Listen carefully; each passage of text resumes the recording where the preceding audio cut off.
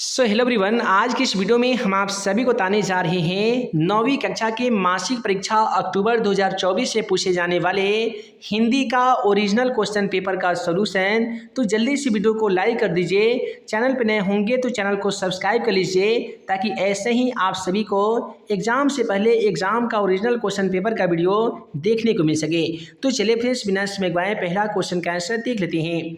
है दोस्तों, हिंदी के एग्जाम पेपर में 1 से लेकर 30 तक के ऑब्जेक्टिव सवाल पूछे जाएंगे, जिनमें से केवल आप सभी को 25 ऑब्जेक्टिव क्वेश्चनों का आंसर OMR शीट में रंगना होगा। जैसा कि आप सभी पहला सवाल क्वेश्चन नंबर 1 को देख पा रहे हैं। पहला सवाल में दिया गया है कि य वर्ण का उच्चारण स्थान क्या होगा। जैसा कि आप सभी को मालूम होगा कि कंठ से किसका उच्चारण होता है, तो क ख ग घ इसका उच्चारण कंठ से होता है। उसी प्रकार से य का जो उच्चारण है दोस्तों, ये तालु से होता है। तो क्वेश्चन नंबर 1 का सही जवाब ऑप्शन बी के साथ चला जाएगा, तालु। उसके बाद में अगला सवाल क्वेश्चन नंबर 2 कहता है कि निम्नलिखित में से कौन सा शुद्ध शब्द है। यहाँ पे स्मृति भी गलती लिखा गया है, नयन भी गलती लिखा गया है, मुट्ठी के साथ यहाँ पे ये तीनों विकल्प गलत हो जाएंगे। हमें शुद्ध शब्द का चयन करना है, तो राइट आंसर यहाँ पे ऑप्शन डी में दिया गया है, शुष्क। उसके बाद में कहता है कि निम्नलिखित में से कौन सा शब्द पुल्लिंग शब्द का उदाहरण है। दोस्तों, सुपारी, दौलत और बचत जो है ये स्त्रीलिंग शब्द होते हैं, हमें चाहिए पुल्लिंग। तो क्वेश्चन का सही जवाब ऑप्शन डी हो जाएगा जी, पेपर। उसके बाद में अगला सवाल क्वेश्चन नंबर 4 को देख लीजिए। क्वेश्चन नंबर 4 कहता है कि निम्नलिखित में से कौन सा शब्द स्त्रीलिंग शब्द के उदाहरण है। पहला ऑप्शन में दिया गया शक्ति, विरोध, वचन, स्टील। तो राइट इससे जाएगा ऑप्शन ए के साथ। शक्ति जो शब्द होते हैं ये स्त्रीलिंग शब्द होते हैं।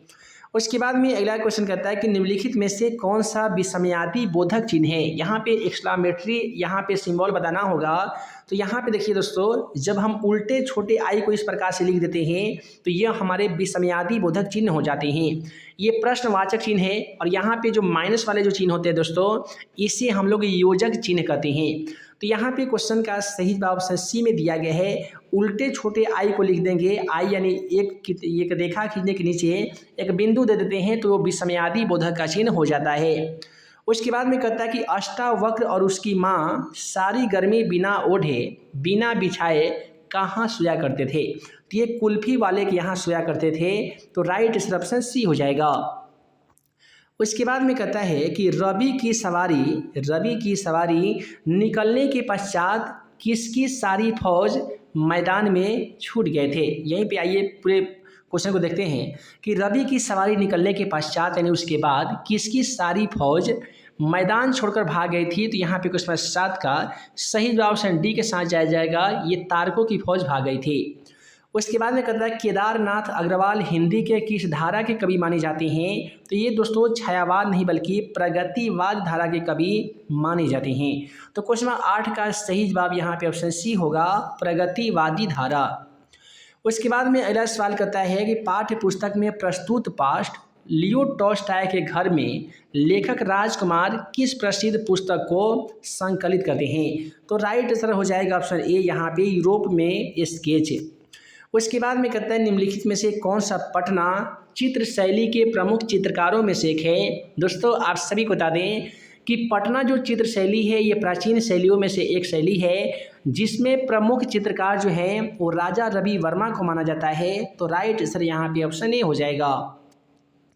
उसके बाद में अगला सवाल क्वेश्चन 11 को देख लीजिए। क्वेश्चन 11 कहता है कि गांठ में बांधना मुहावरे का सही अर्थ क्या होता है। दोस्तों, गांठ में बांधना लोग क्या कहते हैं कि इस बात को गांठ में बांध लीजिए, यानी इस बात को खूब याद कर लीजिए। तो गांठ में बांधना का मतलब होगा कि खूब याद करना।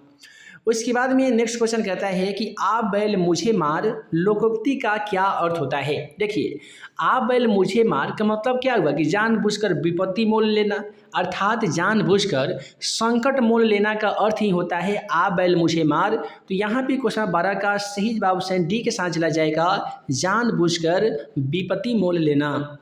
उसके बाद में कहता है कि गंगा का पर्यायवाची शब्द क्या होता है। आप सभी को बता दें कि गंगा का पर्यायवाची शब्द मंदाकिनी, भागीरथी, गंगोत्री, यमुनोत्री ये सब होता है। तो गंगा का यहाँ पे विपथगा भी होता है। तो राइट आंसर यहाँ पे भागीरथी के साथ चला जाएगा। उसके बाद में कहता है कि जागरण का विलोम शब्द क्या होता है। देखिए दोस्तों, जागरण के मतलब होता है जागना, और जागना का यहाँ पे उल्टा क्या हो जाएगा दोस्तों, तो निंद्रा, अर्थात नींद मतलब सोना। तो जागरण का विलोम क्या होगा दोस्तों, तो निंद्रा हो जाएगा। उसके बाद में कहता है नाड़ी शब्द का अर्थ क्या होता है, तो नाड़ी नहीं बल्कि यहाँ पे नारी लिखना चाहिए था, ठीक है। अगर नारी रहेगा तो औरत हो जाएगा, नाड़ी रहेगा तो नस हो जाएगा। उसके बाद में है कि यदि बिरजू के बप्पा जल्दी से गाड़ी लेकर घर आ जाएं तो बिरजू किसको अपने हाथ के रोपे पौ चढ़ावे के रूप में भेंट करेगा। तो यहाँ पे क्वेश्चन 16 का जो सही जवाब होगा ऑप्शन सी हो जाएगा, वरहम बाबा को। उसके बाद में कहता है मधुमालती के रचनाकार कौन है दोस्तों, तो मधुमालती के जो रचनाकार है ये मंझा जी है। तो यहाँ पे क्वेश्चन यहाँ पे 17 का राइट आंसर सी के साथ चला जाएगा। अब आइए अगला क्वेश्चन को देख लेते हैं। कहता है कि अमृतलाल नागर के अनुसार भारत में फिल्म बनाने के नए काम शुरू करने वाले पहले व्यक्ति कौन थे, तो दादा साहब फाल्के थे। अगला सवाल करता है कि कवयित्री महादेवी वर्मा ने अपने जीवन में किसको अभिव्यक्ति का महत्वपूर्ण साधन माना है, तो आंसू को माना है। उसके बाद में अगला सवाल करता है कि भिखारी ठाकुर की मंडली किस लोक नृत्य की नाच मंडली थी, तो ये लौटा नृत्य की नाच शैली थी। उसके बाद में कहता है कि दो स्वरों के मेल से उत्पन्न विकार अथवा रूप परिवर्तन में कौन सी संधि होती है, तो देखिए जब दो स्वरों के मेल से जो विकार उत्पन्न होता है दोस्तों उसे हम लोग स्वर संधि कहते हैं, और जब स्वर और व्यंजन के मेल से जो विकार उत्पन्न होता है उसे व्यंजन संधि कहते हैं, और जब स्वर व्यंजन के साथ जब विसर्ग लगा हो तो विसर्ग संधि कहते हैं। तो फिलहाल इस क्वेश्चन के अकॉर्डिंग राइट आंसर जाएगा ऑप्शन ए के साथ स्वर संधि। उसके बाद में क्वेश्चन 22 को देख लीजिए। क्वेश्चन 22 कहता है कि भर पेट शब्द किस समास का उदाहरण है। देखिए समास किसे कहते हैं, तो दो या दो से अधिक पदों के मेल से बने पद को समास कहते हैं। अब यहाँ पे भर पेट लगा हुआ है तो भर एक अव्यय होता है। अव्यय किसे कहेंगे, तो जिसके लिंग और वचन में बदलाव नहीं आता है। तो भरपेट में जब पहला पद अव्यय है तो ये अव्ययी भाव समास हो जाएगा। उसके बाद में कहता है कि जो देखने में प्रिय लगता है वाक्य खंड के लिए एक शब्द क्या होगा, तो देखिए जो प्रिय लगता है देखने में उसे प्रियदर्शी कहते हैं, जैसे अशोक को प्रियदर्शी माना गया है। उसके बाद में कहता है कि लड़के ने पुस्तक पढ़ी है, और जब लास्ट में जब दोस्तों यहाँ पे है लगा हुआ है तो जाहिर सी बात है वर्तमान काल होगा। अब वर्तमान में कौन सा होगा, तो लड़के ने पुस्तक पढ़ी है मतलब पूर्ण रूप से अपना पुस्तक पढ़ चुका है तो ये पूर्ण वर्तमान हो जाएगा। उसके बाद में कहता है कि लड़के ने पुस्तक पढ़ी है, यहाँ पे हो गया पूर्ण वर्तमान। वर्षा के लिए मेघ चाहिए, यह वाक्य किसका उदाहरण है दोस्तों, यह हमें यहाँ कारक पूछा गया है। तो देखिए यहाँ पे वर्षा के लिए, अब जो के लिए दोस्तों ये कारक का चिन्ह होता है ये संप्रदान को के लिए होता है। तो राइट आंसर यहाँ पे संप्रदान होगा, अर्थात ऑप्शन 20 क्वेश्चन का राइट आंसर हो जाएगा। उसके बाद में अगला सवाल क्वेश्चन 26 को देख लीजिए कि हल जोतने, नाव खेने, पालकी ढोने इत्यादि कामों के समय लग जाने लायक गीत बताए हैं, यह किसको बताए हैं, तो क्वेश्चन 26 का सही जवाब ऑप्शन बी हो जाएगा दोस्तों, पुरुषों ने बताए हैं। उसके बाद है कि किस काव्यकृति के कारण अयोध्या सिंह उपाध्याय हरिऔध को खड़ी बोली का कवि माना जाता है, तो क्वेश्चन 27 का राइट आंसर जाएगा ऑप्शन डी के साथ, और यहाँ पे ऑप्शन डी आपको मिलेगा प्रियवास।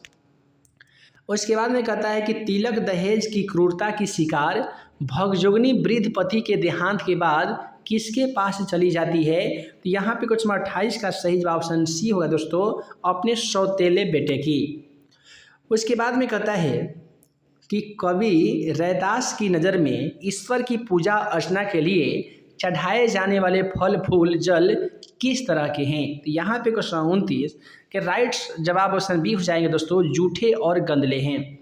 उसके बाद है कि द्विजों ने जनेऊ संस्कार में गीतों के जनेऊ के अधिकारी कुमार को क्या कहा जाता है, तो बरुआ कहा जाता है। इस प्रकार से आज के इस वीडियो में हम लोगों ने देखा 9वीं कक्षा के अक्टूबर मंथली एग्जाम 2024 में पूछे जाने वाले हिंदी के ओरिजिनल क्वेश्चन पेपर का सलूशन, और आशा करते हैं कि आज का वीडियो आप सभी को पसंद आया हो।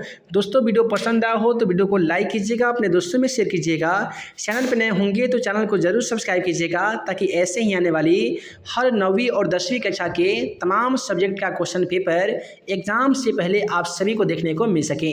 तो मिलते हैं एक नए वीडियो में नए VVI क्वेश्चन के साथ, तब तक के लिए आप सभी को वीडियो देखने के लिए बहुत बहुत धन्यवाद।